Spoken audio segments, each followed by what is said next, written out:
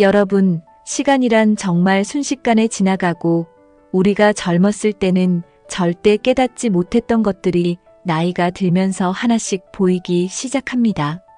오늘은 90대가 되어서야 깨달은 것들을 나누면서 만약 70대로 다시 돌아간다면 절대 놓치지 않을 중요한 것들에 대해 이야기해 보려고 합니다. 이 이야기를 들으시는 여러분께서도 지금 이 순간을 놓치지 않고 더 의미 있고 행복한 삶을 만들어 나가시길 바랍니다. 첫 번째로 70대로 돌아간다면 가장 중요하게 여길 것은 바로 건강입니다. 많은 분들이 건강의 중요성을 이야기하지만 사실 젊었을 때는 그 가치를 깊이 느끼지 못할 때가 많습니다. 90대가 되고 나니 몸의 작은 불편함도 삶의 질에 큰 영향을 미친다는 것을 절실히 깨닫게 됩니다. 70대는 아직 건강을 관리할 수 있는 충분한 시간과 기회가 있는 시기입니다. 이때 운동을 꾸준히 하고 건강한 식단을 유지하며 정기적인 검진을 받는 것만으로도 노년기를 훨씬 더 활기차고 편안하게 보낼 수 있습니다. 90대의 제가 지금 돌아본다면 그때 조금 더 몸을 돌보고 소중히 여기며 건강을 지켰다면 하는 아쉬움이 큽니다. 걷기, 스트레칭, 가벼운 근력 운동 등 간단한 것이라도 꾸준히 이어나가는 것이 정말 중요합니다. 건강을 지키는 것은 단순히 오래 살기 위해서가 아니라 살아가는 동안의 삶의 질을 높이기 위함입니다. 나이가 들수록 작은 질병 하나에도 생활이 크게 제약받게 됩니다. 그래서 70대에는 신체 활동을 최대한 유지하는 것이 중요합니다. 운동은 단순히 근육을 유지하는 것만이 아니라 우리의 마음과 정신을 건강하게 해줍니다. 운동을 하면서 우리는 스트레스를 해소하고 몸을 움직이면서 행복 호르몬인 엔도르핀을 분비시킬 수 있습니다. 또한 규칙적인 운동은 사회적 활동을 촉진시켜 다른 사람들과의 만남과 교류를 가능하게 합니다. 이는 정신적 건강에도 매우 중요한 역할을 합니다. 따라서 70대에 다시 돌아간다면 저는 매일 꾸준히 운동하는 습관을 들이려고 노력할 것입니다. 그렇게 하면 지금보다 더 활기차고 만족스러운 노년을 보낼 수 있었을 것이라는 생각이 듭니다.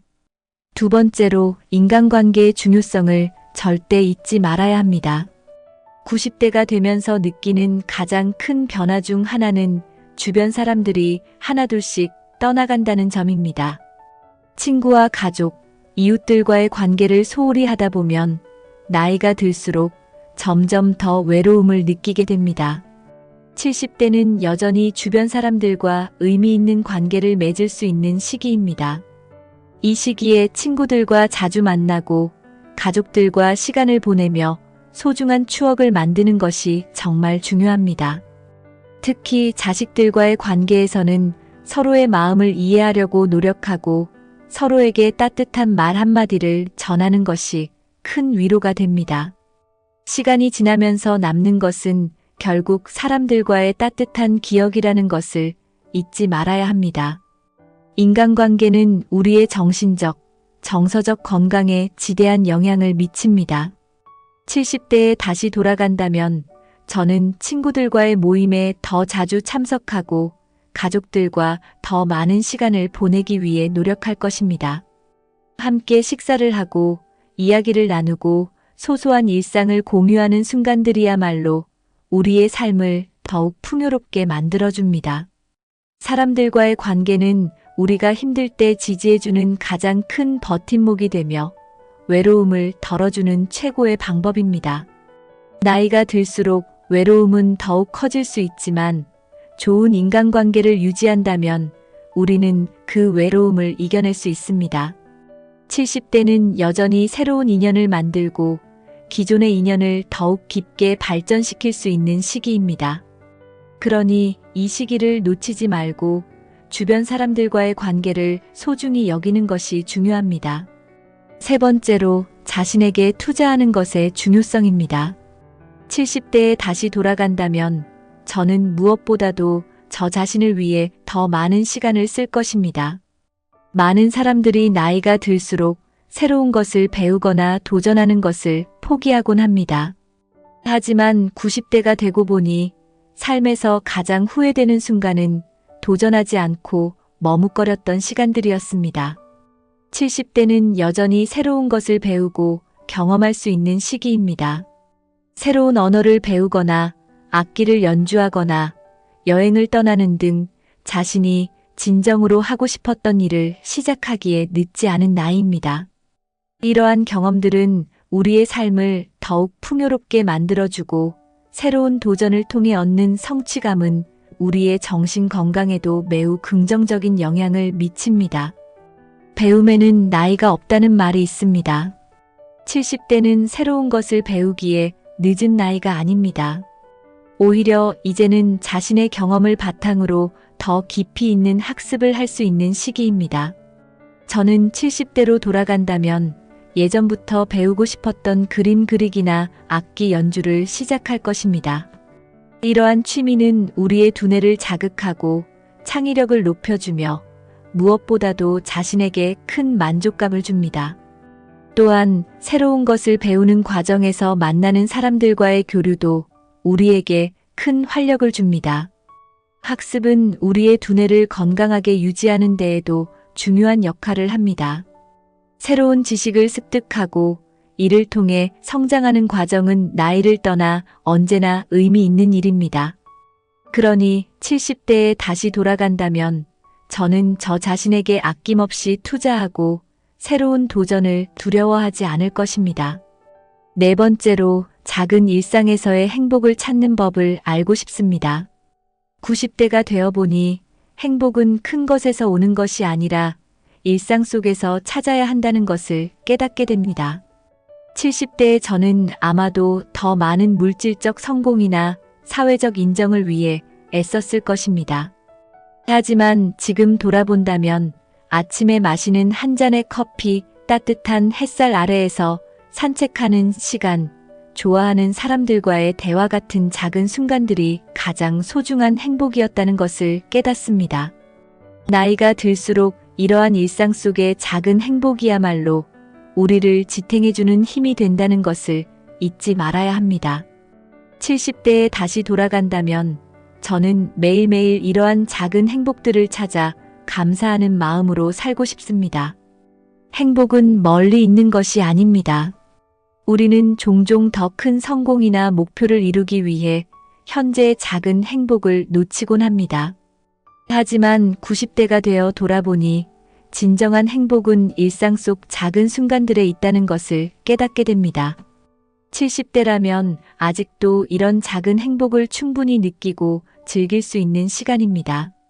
좋아하는 꽃을 가꾸고 맛있는 음식을 천천히 음미하며 가족이나 친구들과 함께 웃는 순간들. 이러한 작은 행복들이 모여 우리의 삶을 더욱 풍요롭고 의미 있게 만들어줍니다.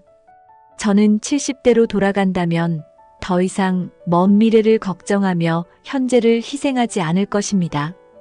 오히려 지금 이 순간을 즐기고 그 속에서 행복을 찾으려고 노력할 것입니다. 작은 것에 감사하고 매일을 의미 있게 보내는 것이야말로 진정한 행복의 비결입니다. 다섯 번째로 걱정하지 말 것입니다. 70대에 접어들면 여러 가지 걱정이 생기기 마련입니다. 건강, 가족, 경제적 문제 등 다양한 걱정들이 우리를 짓누르지만 90대가 되고 나니 대부분의 걱정이 실제로 일어나지 않았고 걱정하는 동안 잃어버린 시간들이 아깝게 느껴집니다. 70대는 아직 많은 것을 할 수 있는 시기입니다. 미래에 대한 걱정보다는 지금 이 순간을 즐기고 할 수 있는 것들에 집중하는 것이 중요합니다. 걱정은 결국 우리를 멈추게 하고 현재의 소중한 시간을 빼앗아갑니다. 70대로 돌아간다면 저는 걱정하는 대신 오늘 하루를 더 열심히, 더 즐겁게 살고 싶습니다. 걱정은 우리의 삶을 소모시킬 뿐입니다. 많은 걱정은 실제로 일어나지 않으며 우리의 마음을 불필요하게 짓누릅니다. 90대가 되어 돌아보니 걱정하느라 소중한 순간들을 충분히 즐기지 못했던 것이 가장 후회됩니다. 70대는 여전히 우리의 꿈을 이루고 새로운 것을 시작할 수 있는 시기입니다. 걱정은 우리를 제약하고 두렵게 만들지만 그 걱정 속에서도 용기를 내어 한 걸음 나아가는 것이 중요합니다. 저는 70대로 돌아간다면 더 이상 미래에 대한 불안에 휘둘리지 않고 지금 이 순간을 최선을 다해 살아가려고 노력할 것입니다. 걱정은 결국 우리가 만들어낸 그림자일 뿐 실제로는 우리의 삶을 방해할 수 없습니다. 그러니 여러분도 지금의 걱정을 내려놓고 오늘의 행복에 집중해 보세요. 마지막으로 나 자신을 사랑할 것입니다. 나이가 들수록 자신에 대한 기대와 현실 사이에서 오는 괴리감으로 스스로를 비난하게 될 때가 많습니다. 하지만 90대가 되어 돌아보니 저는 제가 생각했던 것보다 훨씬 더 많은 것을 해냈고 충분히 잘 살아왔다는 것을 인정하게 됩니다. 70대에 다시 돌아간다면 저는 저 자신을 더 사랑하고 스스로에게 관대해지며 저의 인생을 자랑스러워하고 싶습니다. 우리가 우리 자신을 사랑할 때 다른 사람들도 우리를 사랑하게 되고 그 사랑이 결국 우리의 삶을 더욱 풍요롭게 만들어줍니다. 자신을 사랑하는 것은 결코 이기적인 것이 아닙니다. 오히려 우리가 우리 자신을 사랑하고 존중할 때 다른 사람들과의 관계도 더 좋아지고 우리 삶의 질도 높아집니다. 70대에 다시 돌아간다면 저는 더 이상 저 자신을 비판하지 않을 것입니다. 나이가 들수록 우리는 완벽할 수 없다는 것을 받아들이고 있는 그대로의 자신을 사랑해야 합니다. 나의 약점도 실수도 모두 나의 일부로 받아들이고 그것조차도 사랑하는 법을 배워야 합니다. 그렇게 할 때 우리는 진정한 의미의 평화와 행복을 찾을 수 있습니다. 자신을 사랑하는 것은 결국 우리의 삶을 풍요롭게 하고 다른 사람에게도 긍정적인 영향을 미칩니다. 그러니 여러분도 지금 이 순간부터 자신을 더 아끼고 사랑해 보세요. 그것이야말로 행복한 노년을 위한 첫걸음입니다. 여러분, 오늘은 90대가 되어서야 깨달은 것들에 대해 이야기해 보았습니다. 70대에 다시 돌아간다면 저는 건강을 돌보고 주변 사람들과의 관계를 소중히 여기며 저 자신에게 투자하고 일상에서 행복을 찾고 걱정하지 않고 스스로를 사랑하는 삶을 살고 싶습니다.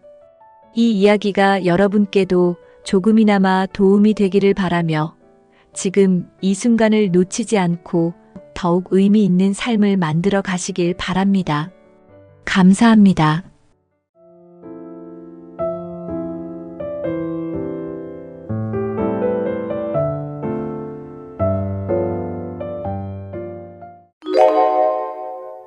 우리는 대화를 통해 자신을 표현하고 관계를 쌓아갑니다. 하지만 잘못된 말 한마디가 때로는 우리의 이미지를 약화시키고 심지어 만만한 사람으로 보이게 만들 수 있습니다. 대화 습관은 우리의 신뢰도와 존재감을 결정짓는 중요한 요소입니다.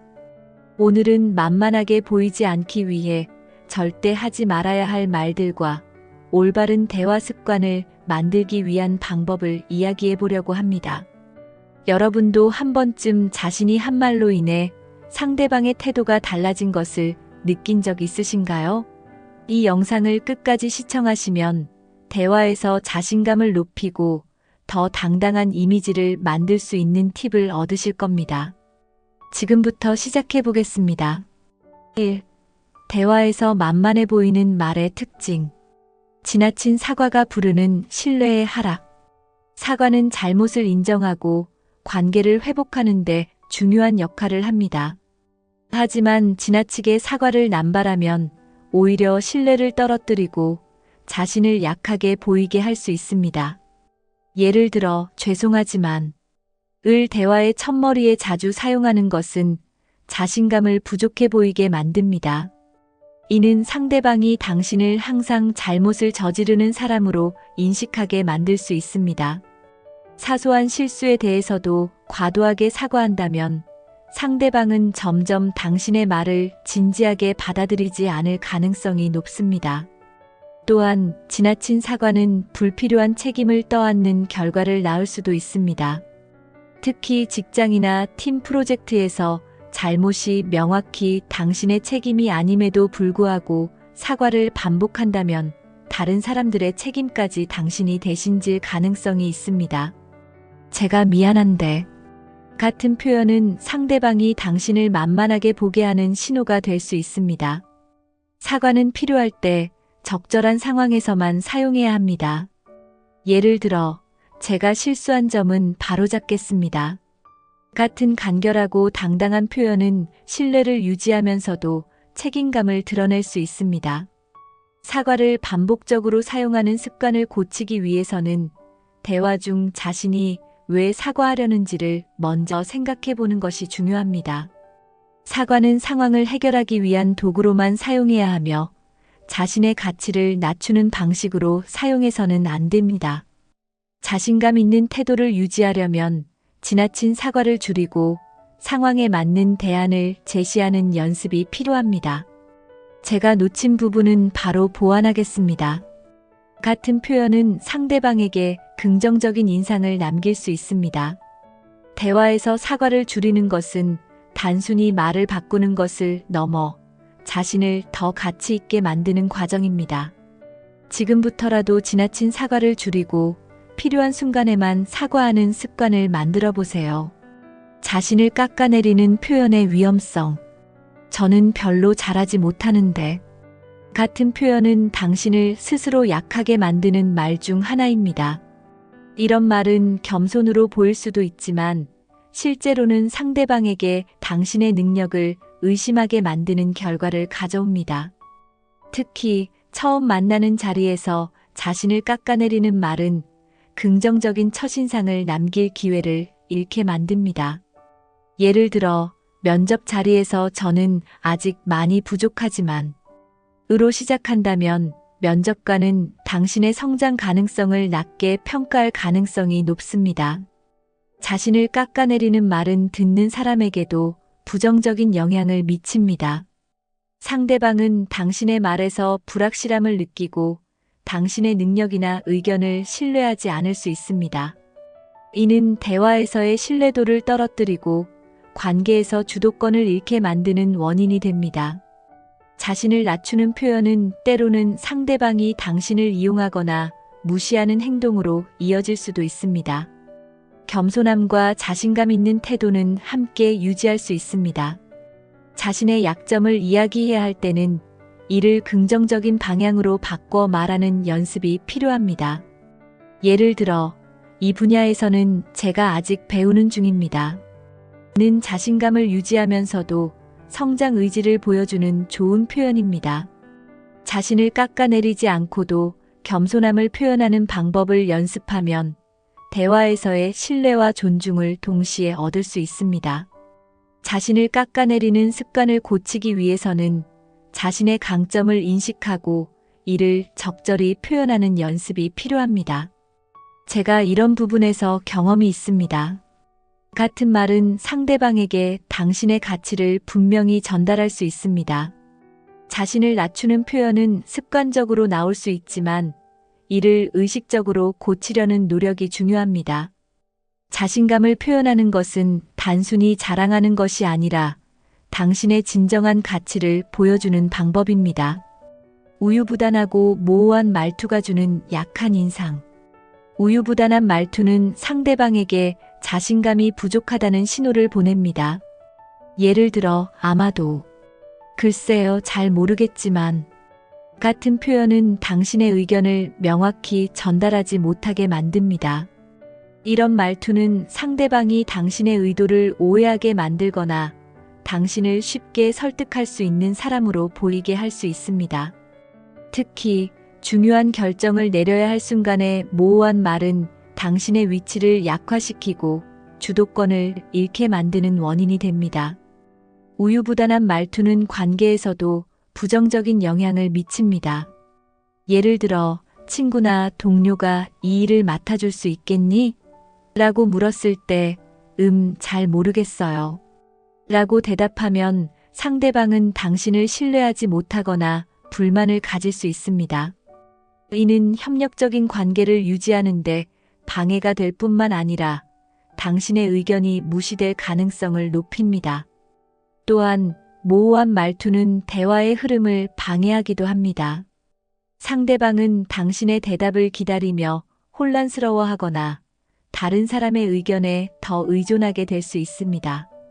이는 당신의 존재감을 약화시키고 당신이 대화에서 중요한 역할을 하지 못하게 만듭니다. 자신감 있는 대화는 상대방에게 신뢰를 주며 협력적인 분위기를 만드는 데 중요한 요소입니다. 우유부단한 말투를 고치기 위해서는 자신의 의견을 명확히 표현하는 연습이 필요합니다. 예를 들어, 저는 이 방법이 더 좋다고 생각합니다. 처럼 단호하고 명확한 표현을 사용하는 것이 좋습니다. 처음에는 어색할 수 있지만 꾸준히 연습하면 점차 자연스럽게 자신감 있는 태도를 보여줄 수 있습니다. 자신의 의견을 전달할 때는 그 의견의 타당성을 논리적으로 뒷받침하는 것이 중요합니다. 이는 상대방이 당신의 말을 더 신뢰하게 만드는데 큰 도움이 됩니다. 또한 결정을 내릴 때는 자신의 가치와 목표를 기준으로 판단하는 연습을 해보세요. 모호한 말투는 종종 자신이 원하는 것을 명확히 알지 못할 때 발생합니다. 따라서 자신의 목표와 가치관을 분명히 하고 이를 바탕으로 대화를 이끌어가는 것이 필요합니다. 우유부단한 말투를 줄이고 명확한 표현을 사용하는 것은 단순히 대화 습관을 개선하는 것을 넘어 당신의 이미지를 더 강하게 만들어줄 것입니다. 왜 이런 말을 절대 하지 말아야 하는가? 자신감 없는 말이 관계에 미치는 영향. 자신감 없는 말은 관계에서 신뢰를 무너뜨리는 주요 원인 중 하나입니다. 예를 들어, 제가 할 수 있을지 모르겠어요. 라는 말은 상대방이 당신의 능력에 의문을 품게 만듭니다. 이는 단순히 개인적인 불안감을 드러내는 것을 넘어 상대방에게 당신을 신뢰할 이유를 제공하지 못합니다.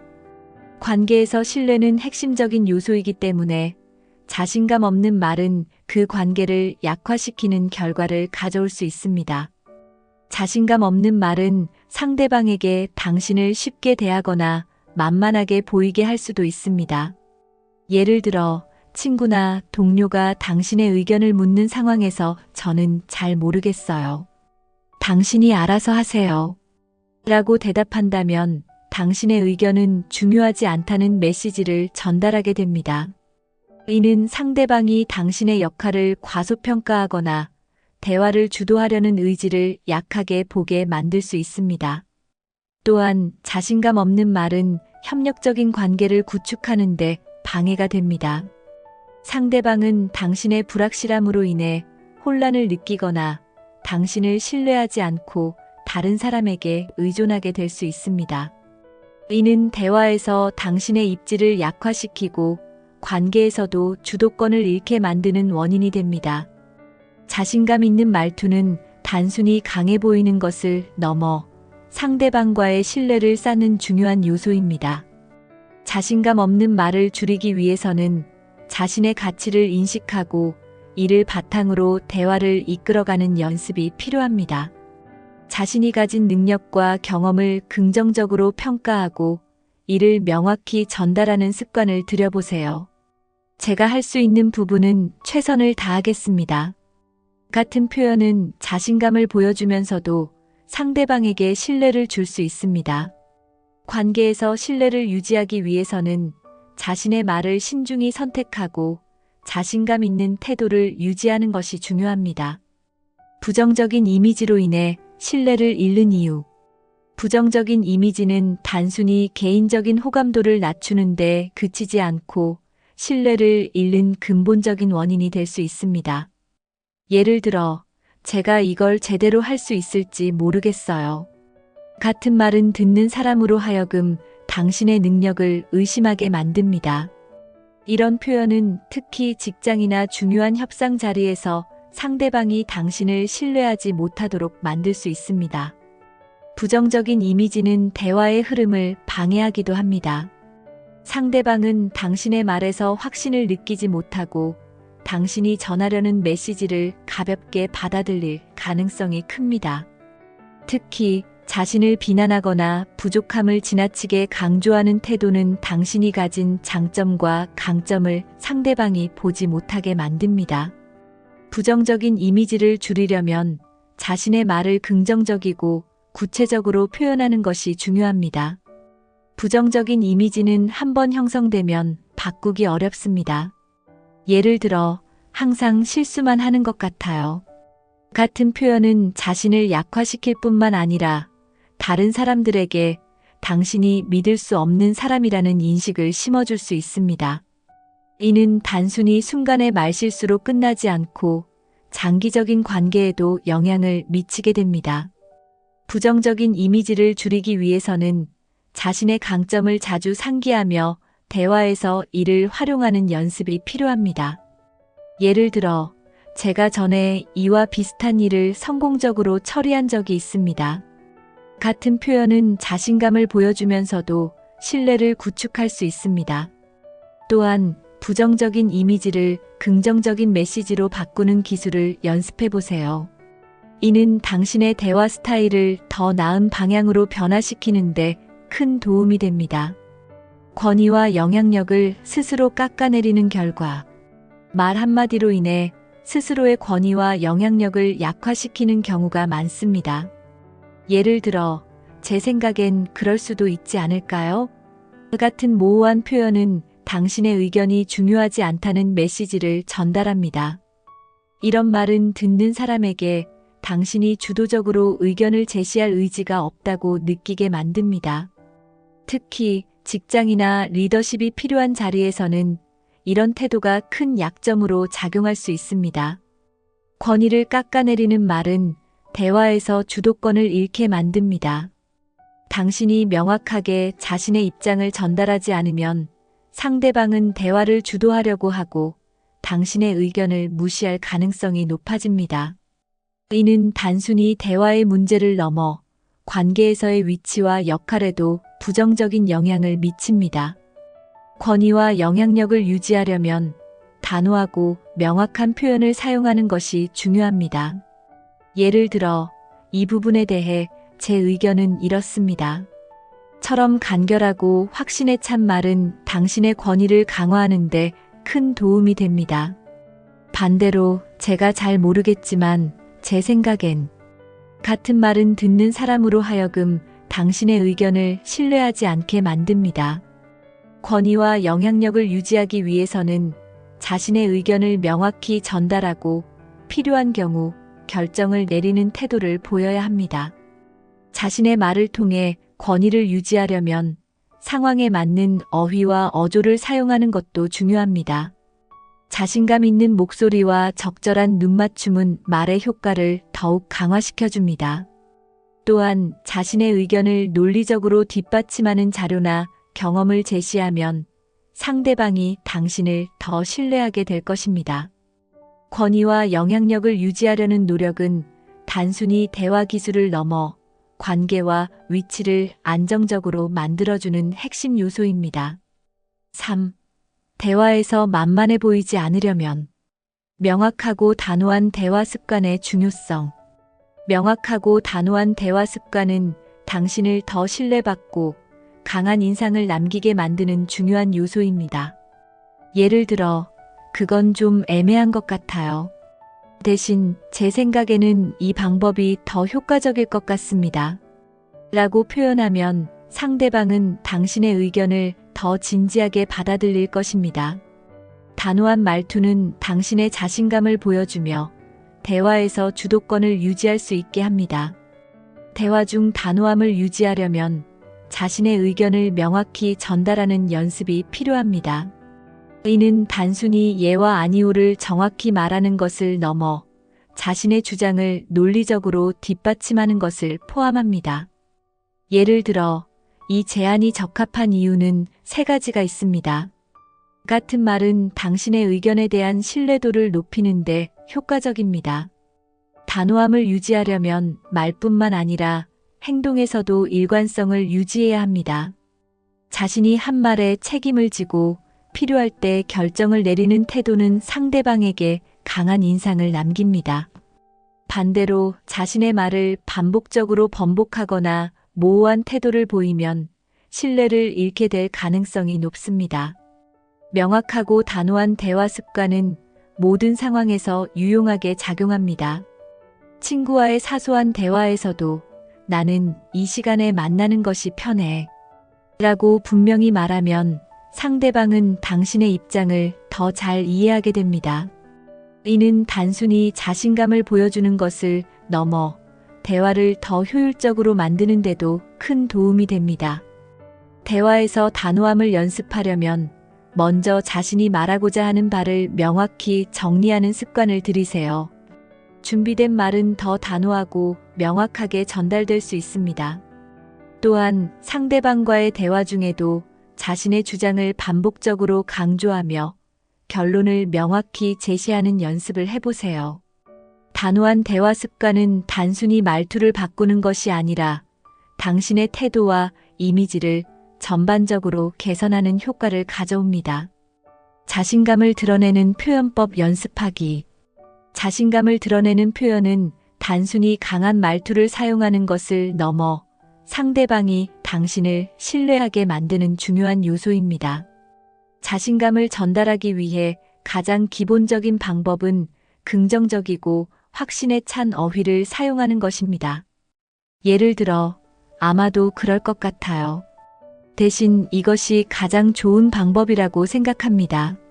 라고 말하면 상대방은 당신의 의견을 더 신뢰하게 됩니다. 자신감을 드러내는 또 다른 방법은 주저하지 않는 태도입니다. 많은 사람들이 그게 같은 말을 습관적으로 사용하며 자신감이 부족한 모습을 보이곤 합니다.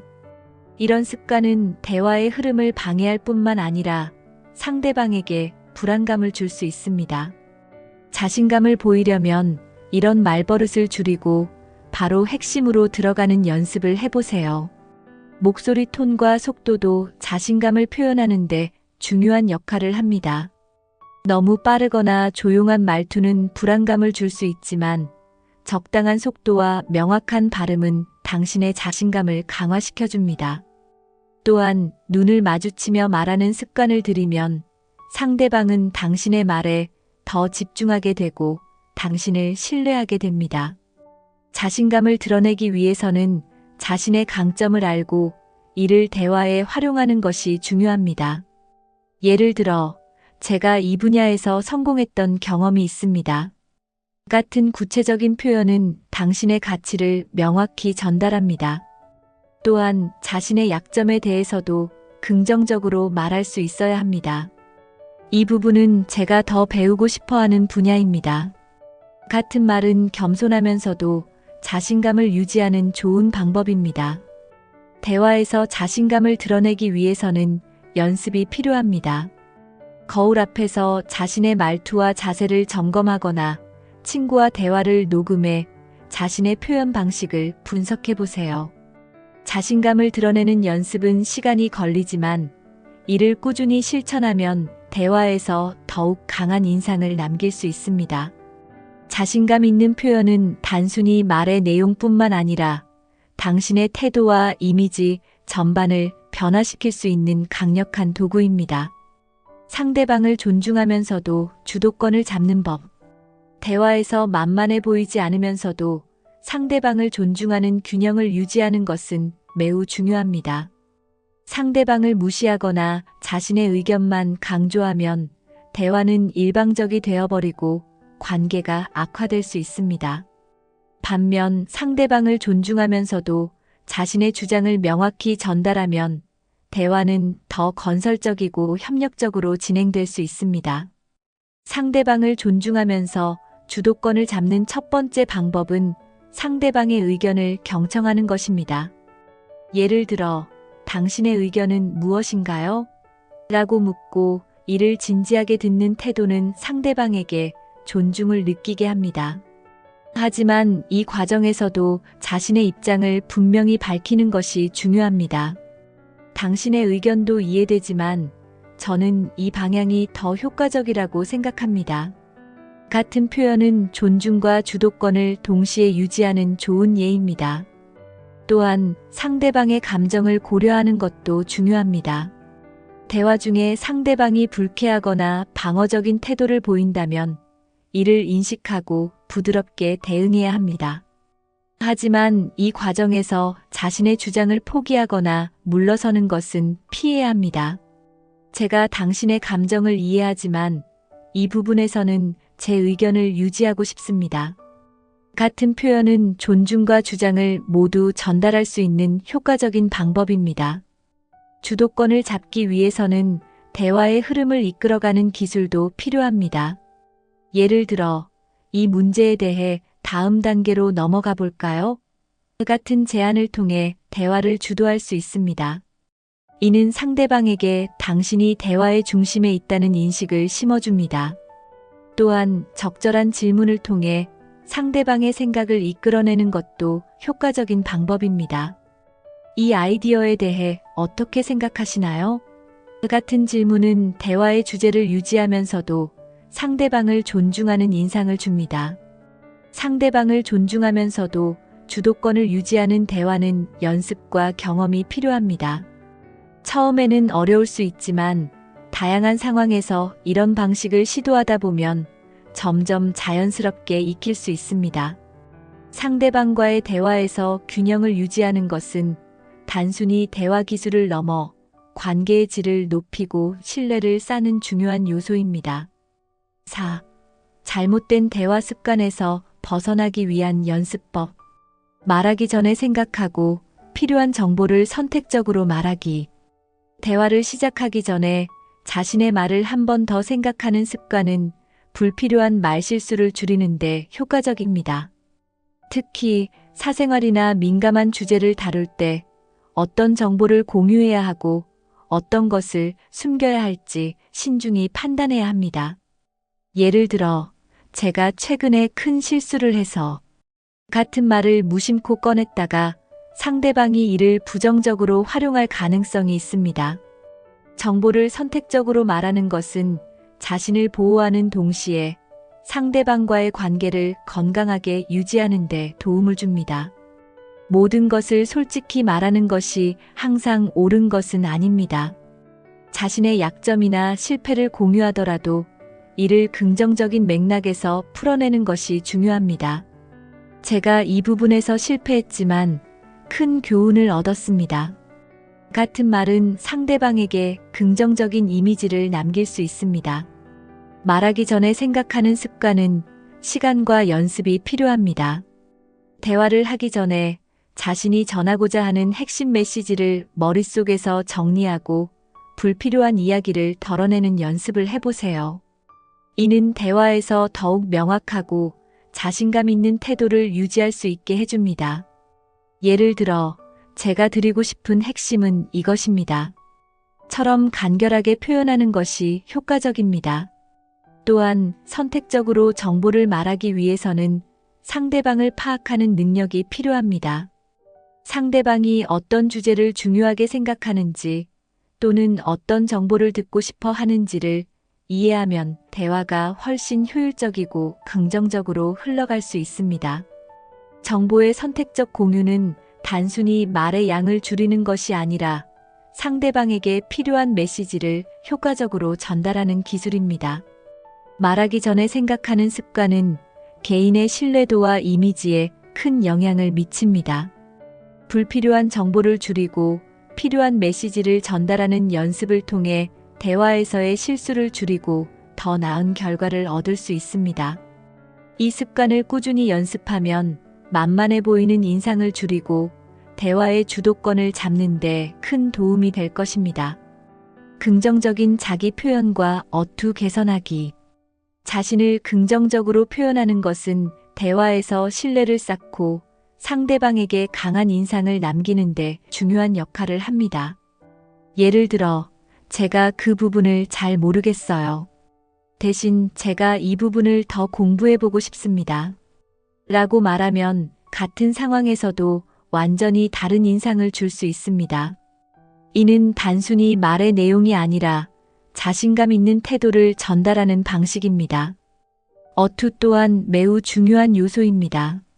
지나치게 낮은 톤이나 조심스러운 말투는 자신감이 부족해 보이게 만들 수 있습니다.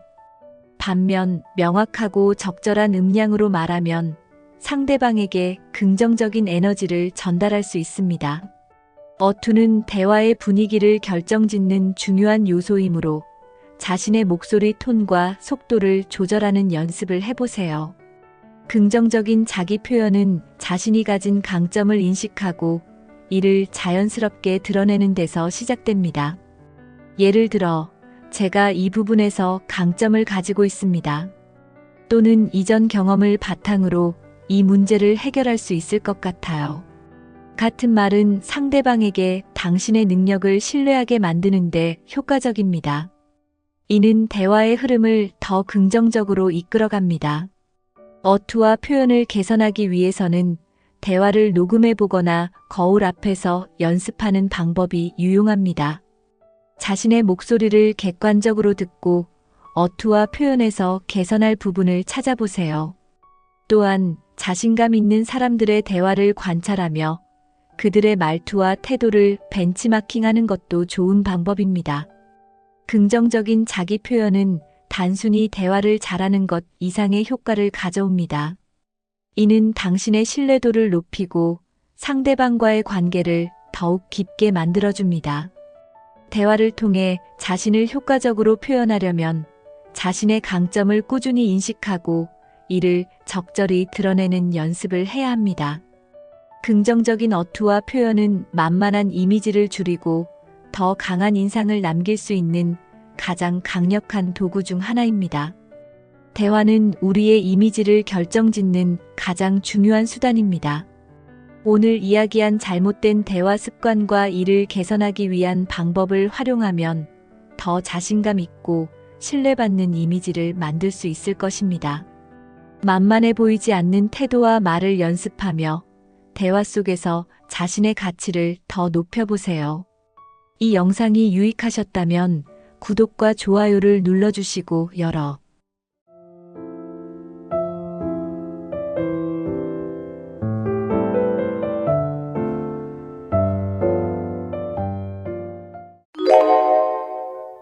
결혼은 두 사람의 사랑만으로 이루어지지 않습니다.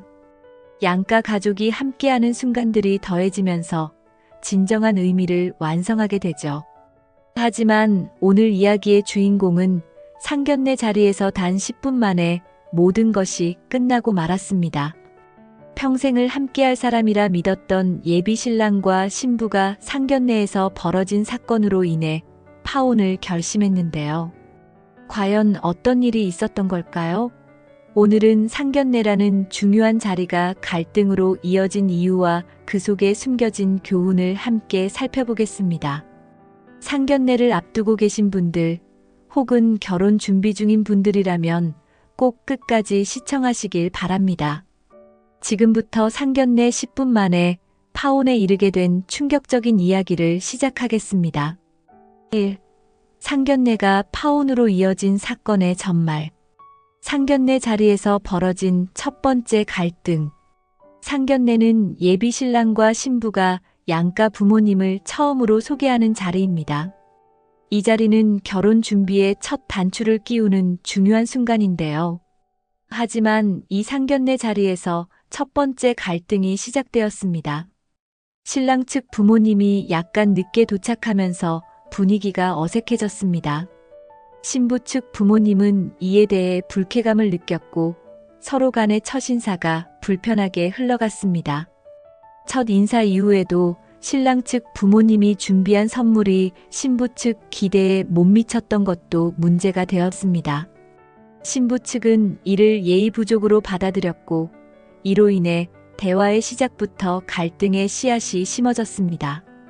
이후 식사가 시작되면서 신랑 측 아버지가 신부 측 부모님께 사업과 재산에 관한 질문을 했는데 이는 큰 오해를 불러일으켰습니다.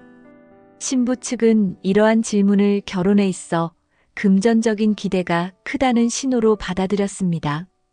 반대로 신랑 측은 신부 가족이 지나치게 예민하게 반응한다고 느꼈습니다. 이런 상황 속에서 대화는 점점 더 긴장감이 감돌았고 서로의 시선도 차가워졌습니다. 사소한 말 한마디가 큰 오해를 불러오며 상견례는 순조롭게 진행되지 못했습니다. 결국 첫 번째 갈등은 두 가족 간의 불편한 기류로 자리 잡았습니다. 2. 상견례에서 문제가 터지는 이유. 상견례에서 흔히 발생하는 갈등 요인. 상견례는 양가가 처음으로 공식적으로 만나는 자리이기 때문에 여러 가지 갈등 요소가 숨어 있습니다.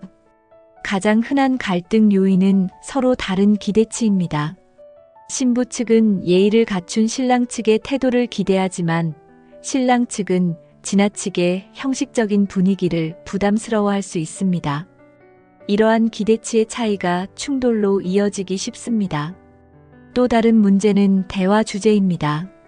상견례 자리에서는 서로 민감한 주제를 피하는 것이 중요하지만 금전이나 재산 문제, 결혼 준비 비용 같은 이야기가 나오면 갈등이 발생할 수 있습니다. 가족 간의 성격 차이도 갈등 요인이 됩니다. 한쪽은 격식을 중요시하지만 다른 쪽은 자유로운 분위기를 선호할 경우 서로를 무례하거나 부담스럽게 느낄 수 있습니다. 또한 세대 차이로 인한 갈등도 무시할 수 없습니다. 부모님 세대의 가치관과 젊은 세대의 결혼관이 다를 경우 서로의 관점을 이해하지 못해 상처를 주고받게 됩니다. 이러한 요소들이 상견례 자리에서 문제가 터지는 주요 원인입니다. 결국 상견례는 단순한 만남 이상의 의미를 가지며 양가의 관계를 좌우할 수 있는 중요한 자리입니다. 3. 상견례 갈등을 예방하는 방법. 상견례 전 양가의 충분한 소통의 중요성. 상견례에서 갈등을 예방하려면 양가가 사전에 충분히 소통하는 것이 중요합니다. 상견례 전 예비 신랑과 신부가 양가 부모님께 서로의 가족에 대해 소개하고 예상 질문이나 민감한 주제를 미리 조율하는 것이 좋습니다. 예를 들어 부모님께 상견례의 분위기나 기대하는 내용을 솔직히 이야기하면 불필요한 오해를 줄일 수 있습니다. 또한 선물이나 준비 사항에 대해 양가가 사전에 합의하는 것도 갈등을 예방하는 데 중요한 역할을 합니다. 상견례 전에 미리 서로의 가족 문화를 이해하려고 노력하는 것도 필요합니다. 각 가정의 전통이나 관습 혹은 의사소통 스타일을 알아두면 첫 만남에서 불필요한 갈등을 줄일 수 있습니다. 양가가 편안한 분위기에서 상견례를 진행할 수 있도록 장소와 식사 메뉴 선택에도 신경 써야 합니다. 너무 격식 있는 자리보다는 양가 모두가 편안하게 느낄 수 있는 장소를 선택하는 것이 좋습니다. 상견례는 단순히 결혼의 시작을 알리는 자리가 아니라 두 가정이 하나가 되는 첫걸음입니다. 충분한 소통을 통해 상견례를 더 뜻깊고 긍정적인 자리로 만들어 보세요. 예비 부부가 합의점을 찾아야 하는 이유. 상견례에서 갈등을 예방하려면 예비 신랑과 신부가 먼저 서로의 입장과 생각을 충분히 공유하고 합의하는 것이 필수적입니다. 두 사람이 상견례 전에 양가의 기대와 우려를 미리 논의하면 상견례 자리가 훨씬 부드럽게 진행될 수 있습니다. 예를 들어 선물 문제나 식사 자리에서 나올 수 있는 주제에 대해 미리 조율해두면 갈등을 예방하는 데 큰 도움이 됩니다. 상견례는 단순히 두 가정이 만나는 자리일 뿐만 아니라 예비 부부가 두 가정을 연결하는 중간 역할을 해야 하는 순간이기도 합니다. 만약 예비 신랑이 자신의 가족이 지나치게 형식을 중요시한다고 느낀다면 신부에게 이를 미리 알리고 준비할 수 있게 하는 것이 좋습니다. 반대로 신부가 자신의 부모님이 예민한 부분에 대해 설명한다면 신랑이 이를 고려해 대화 주제나 태도를 조정할 수 있습니다. 예비 부부가 서로의 의견을 충분히 나누지 않으면 상견례 자리에서 예기치 못한 충돌이 발생할 가능성이 높아집니다. 두 사람의 합의는 단순히 갈등을 예방하는 것을 넘어 상견례 후 양가의 관계를 긍정적으로 형성하는 데도 중요한 역할을 합니다. 상견례에서 부모님이 대화 중에 충돌하거나 오해가 생기더라도 예비부부가 중심을 잘 잡고 중재 역할을 할 수 있습니다. 두 사람의 합의는 단순히 결혼을 준비하는 단계가 아니라 결혼 생활에서도 중요한 신뢰와 소통의 기반이 됩니다. 예비부부가 이 부분을 충분히 논의한다면 상견례는 갈등보다는 화합의 자리가 될 수 있습니다. 상견례에서 반드시 피해야 할 행동과 발언. 상견례에서 갈등을 피하려면 반드시 피해야 할 행동과 발언들이 있습니다. 첫 번째로 상대방의 경제적 상황이나 재산에 대한 직접적인 질문은 금기입니다. 예를 들어, 결혼 비용은 누가 부담할 계획인가요? 혹은 재산은 어느 정도 있나요? 같은 질문은 상대방에게 부담과 불쾌감을 줄 수 있습니다. 이러한 질문은 상견례 후에도 양가 사이에 깊은 오해를 남길 수 있습니다. 두 번째로 지나치게 형식적이거나 과장된 행동은 피해야 합니다. 상견례는 격식을 갖추는 자리이긴 하지만 지나치게 꾸민 행동은 오히려 어색한 분위기를 만들 수 있습니다. 자연스럽고 진솔한 태도가 상대방에게 더 좋은 인상을 남깁니다. 또한 상견례 중에 개인적인 갈등을 드러내거나 과거의 일에 대해 지나치게 부정적인 이야기를 하는 것도 피해야 합니다. 세 번째로 상대방을 평가하거나 비교하는 발언은 절대 금물입니다. 우리 집에서는 이러지 않는데요. 같은 말은 상대방의 자존심을 상하게 하고 분위기를 냉각시킬 수 있습니다. 모든 대화는 존중과 배려를 바탕으로 이루어져야 합니다. 상견례는 결혼의 첫걸음을 위한 자리이니만큼 상대방을 비난하거나 비교하기보다는 서로를 이해하고 격려하는 태도를 유지하는 것이 중요합니다. 4. 파혼 후 남은 후회와 교훈.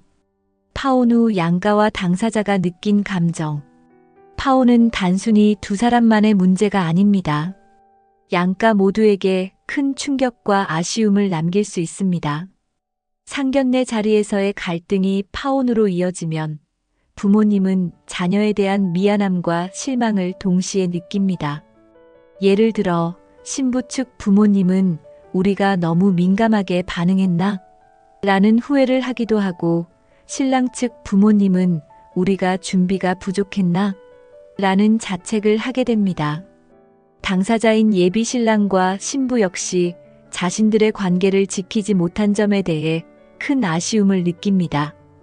이 과정에서 두 사람은 서로에 대한 신뢰와 사랑을 다시 한번 돌아보게 됩니다. 하지만 때로는 파혼이 옳은 선택일 수도 있습니다. 결혼은 단순히 두 사람의 사랑만으로 이루어지지 않기 때문에 양가의 갈등이 지속될 경우 결혼 생활에 더 큰 영향을 미칠 수 있습니다. 파혼 후에는 그 과정에서 얻은 교훈을 통해 더 성숙한 관계를 만들어갈 기회로 삼는 것이 중요합니다. 결혼은 두 사람의 선택이지만 양가가 함께 만들어가는 과정이기도 합니다. 상견례는 그 시작점에서 중요한 역할을 하며 잘 준비한다면 결혼의 긍정적인 출발을 만들 수 있습니다. 오늘 이야기가 여러분께 도움이 되길 바라며 구독과 좋아요를 눌러주세요. 앞으로도 더 나은 관계를 위한 유익한 정보를 전해드리겠습니다.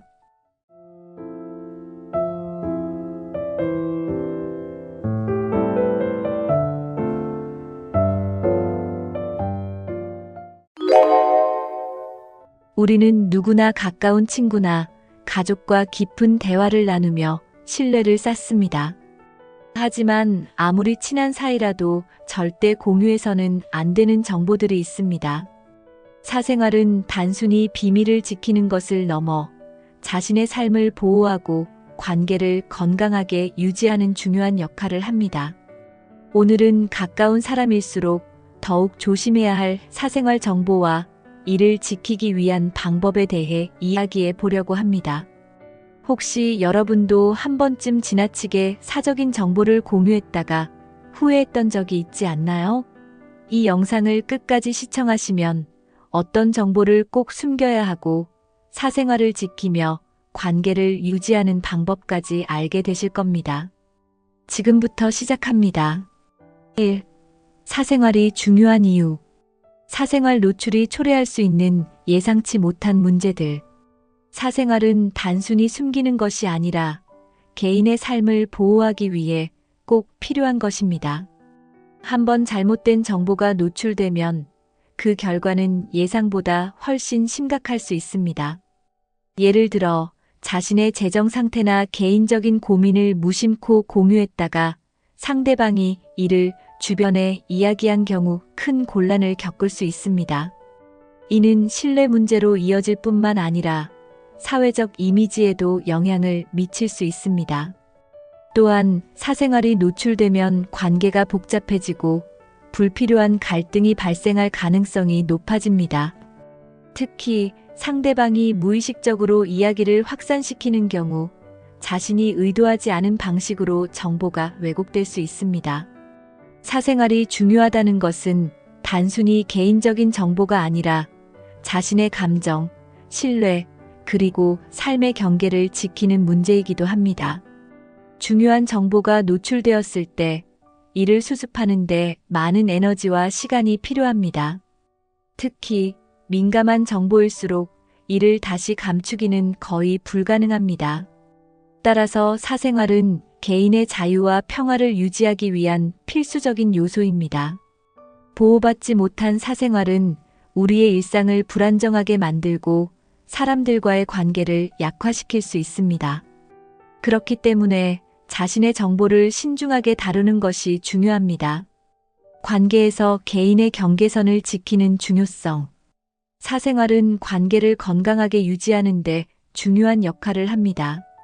친한 사이일수록 서로의 사생활을 존중하는 것이 필요합니다.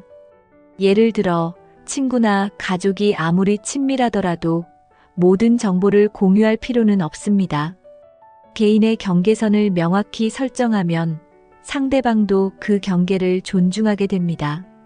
만약 경계가 없다면 상대방은 무심코 선을 넘거나 자신의 호기심으로 상처를 줄 수 있습니다. 관계에서 경계선이란 서로를 더 잘 이해하고 존중하기 위한 약속과도 같습니다. 이는 자신의 사생활뿐만 아니라 상대방의 사생활을 존중하는 데도 중요한 역할을 합니다. 만약 한쪽이 일방적으로 경계를 넘어서면 다른 한쪽은 불편함을 느끼고 결국 신뢰가 깨질 수 있습니다. 경계선은 개인적인 정보를 지키는 것뿐만 아니라 관계의 균형을 유지하는 데 필수적입니다. 이를 통해 서로의 사생활을 존중하고 건강한 관계를 이어갈 수 있습니다. 정보가 노출되었을 때 발생할 수 있는 관계의 변화. 사생활 정보가 노출되면 그 결과는 예상치 못한 방향으로 전개될 수 있습니다. 예를 들어 자신의 약점을 무심코 공유했다가 이를 비꼬거나 조롱하는 사람이 있을 수 있습니다. 이는 관계의 신뢰를 무너뜨리고 상대방에 대한 실망감을 남길 수 있습니다. 특히 가까운 사람이라면 이러한 행동은 더욱 큰 상처로 남게 됩니다. 또한 정보가 노출되면 자신이 그 관계에서 더 이상 주도권을 가지지 못하는 느낌을 받을 수 있습니다. 노출된 정보는 단순히 관계를 악화시키는 것에 그치지 않습니다. 주변 사람들 사이에서 자신의 이미지가 왜곡되거나 불필요한 소문이 퍼질 가능성도 있습니다. 이는 자신을 방어할 기회를 잃게 만들고 불필요한 갈등을 초래할 수 있습니다. 관계에서 신뢰를 잃는 것은 단순한 오해 이상의 문제를 만들어냅니다. 결국 사생활 노출은 관계를 지키는 것이 아니라 오히려 관계를 약화시키는 요인이 될 수 있습니다. 이러한 점에서 사생활은 반드시 보호해야 할 중요한 영역입니다. 2.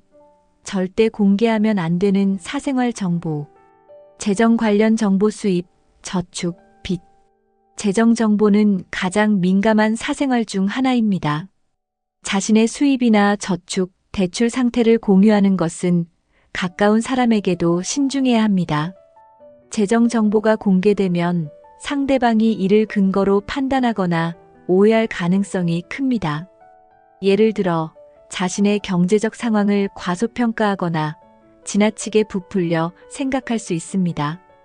이는 관계에 불필요한 기대나 실망을 불러일으킬 수 있습니다. 또한 재정 정보는 경제적 갈등을 초래할 수도 있습니다. 만약 상대방이 자신의 상황을 이용하려는 의도를 가진다면 이는 큰 문제로 발전할 수 있습니다. 예를 들어 돈을 빌려달라는 요청이나 경제적 부담을 전가하려는 행동이 있을 수 있습니다.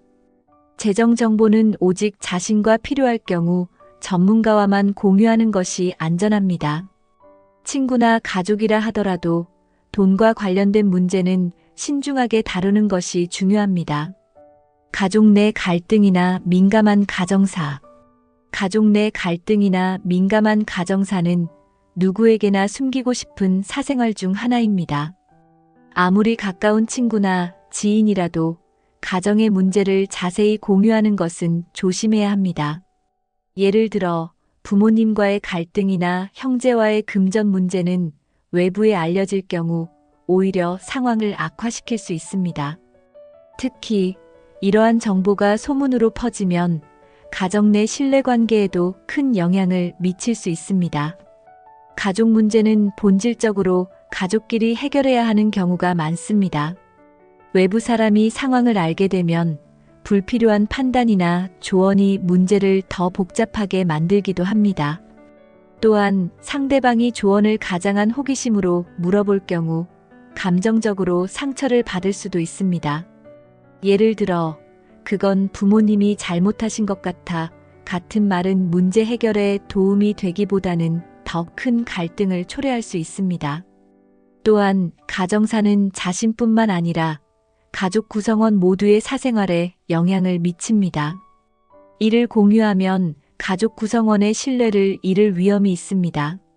예를 들어 가족 내 문제가 친구나 동료에게 퍼졌을 때 부모님이나 형제자매가 이에 대해 상처를 받을 수 있습니다.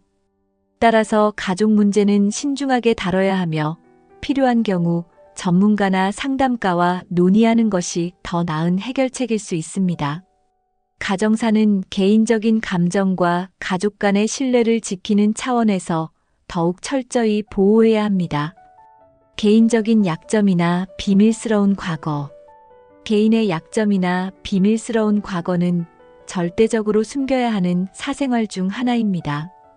자신이 한때 겪었던 실패나 부끄러운 경험은 가까운 사람에게 털어놓고 싶은 유혹이 있을 수 있습니다. 하지만 이는 오히려 자신의 이미지를 약화시키고 관계에 불필요한 부담을 줄 수 있습니다. 예를 들어 과거의 실수나 약점을 공유했을 때 상대방이 이를 조롱하거나 우월감을 느낀다면 자신은 큰 상처를 입을 수 있습니다. 특히 이런 정보가 상대방에게 무의식적으로 무기처럼 사용될 위험이 있습니다. 예를 들어 가까운 친구가 싸움 중에 과거의 약점을 언급하며 자신을 공격한다면 관계는 돌이킬 수 없을 정도로 악화될 수 있습니다.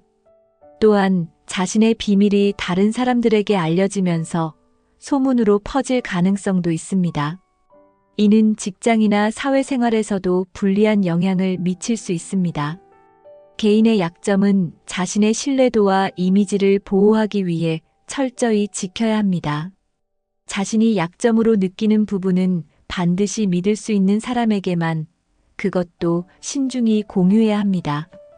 비밀스러운 과거는 스스로 극복하고 받아들이는 과정이 필요하며 이를 불필요하게 드러내는 것은 득보다 실이 많을 수 있습니다. 자신을 보호하는 가장 좋은 방법은 자신의 약점과 과거를 스스로 다스리고 이를 다른 사람에게 의존하지 않는 것입니다. 3. 사생활을 지키기 위한 실천법. 정보 공유 전에 한 번 더 생각하기. 정보를 공유하기 전에 반드시 한 번 더 생각하는 습관을 들이는 것이 중요합니다. 이 정보를 공유해도 괜찮을까? 라는 질문을 스스로에게 던져보세요. 특히 감정적으로 흥분한 상태에서 사적인 이야기를 털어놓는 것은 피해야 합니다. 예를 들어 화가 났을 때 가족 문제를 친구에게 털어놨다가 나중에 후회하는 일이 흔히 발생합니다. 정보를 공유하기 전에 그 정보가 상대방에게 어떤 영향을 줄지, 그리고 나에게 어떤 결과를 가져올지 미리 생각해야 합니다. 또한 상대방이 그 정보를 어떻게 사용할지를 예측해 보는 것도 중요합니다.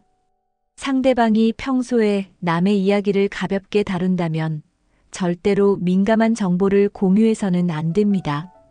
한번 공유된 정보는 돌이킬 수 없다는 점을 항상 염두에 둬야 합니다. 특히 문자나 메신저로 정보를 남기는 것은 더욱 신중해야 합니다. 문자로 남겨진 정보는 흔적이 남기 때문에 다른 사람에게 전달될 가능성이 더 높습니다. 따라서 사생활 정보를 말하기 전에 그 정보가 나중에 나에게 불리하게 작용하지 않을지 깊이 고민해야 합니다.